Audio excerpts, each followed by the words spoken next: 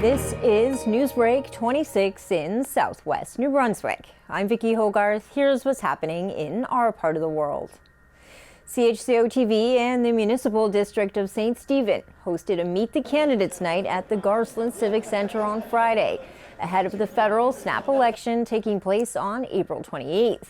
With the campaign season moving quickly, our goal was to give voters in the riding of St. John-St. Croix the opportunity to hear directly from the candidates on the issues that matter most to our region.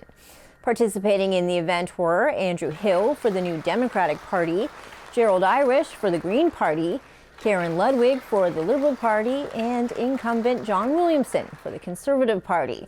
Keith Tays of the Libertarian Party was unable to attend due to illness.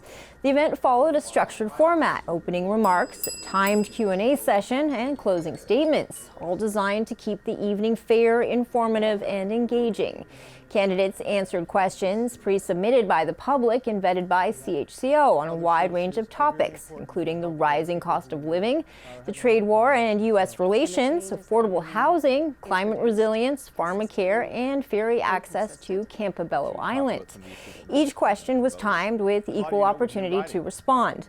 Throughout the night, candidates remained respectful and focused, and the audience mirrored that tone, contributing to what was a meaningful and civil discussion about the future of our riding. The event is also available on our TV channel and streaming on CHCO-TV's website and YouTube channel as of Wednesday, April 16th. Now it's up to you, the voters, to make your voices heard on April 28th and help shape the future of St. John-St. Croix. The province is preparing for wildfire season. CHCO's Nathalie Sturgeon has more from Fredericton. The New Brunswick government is asking the public and local governments to prepare for wildfire season. In February, the federal and provincial government announced about $40 million in funding to build up New Brunswick's wildfire preparedness, which included the launch of FireSmart, new equipment like tanks, hoses, drones, trailers, and upskill training for personnel.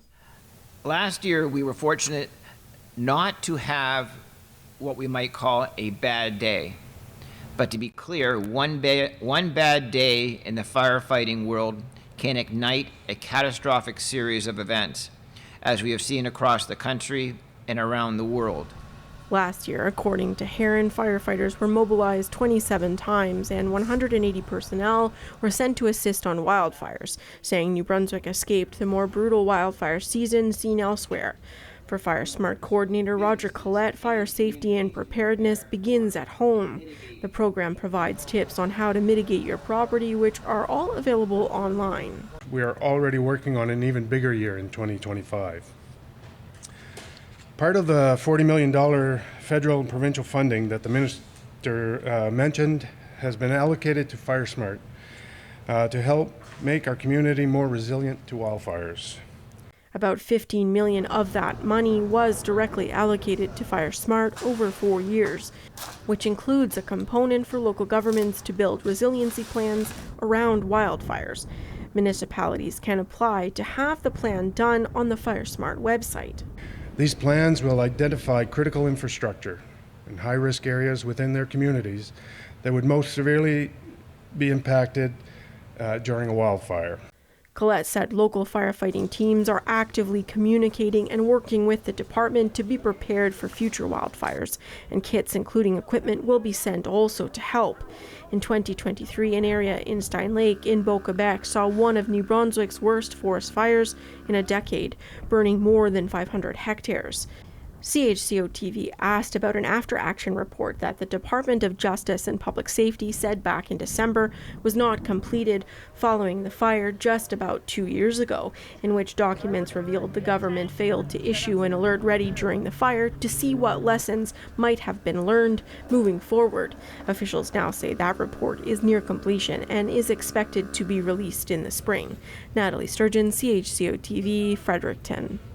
Thanks, Nathalie. That's all the news I have for you. For more stories and online exclusives, visit CHCO and the Courier online at CHCO.TV. A news and public affairs production of CHCO-TV, New Brunswick's only source for independent community television.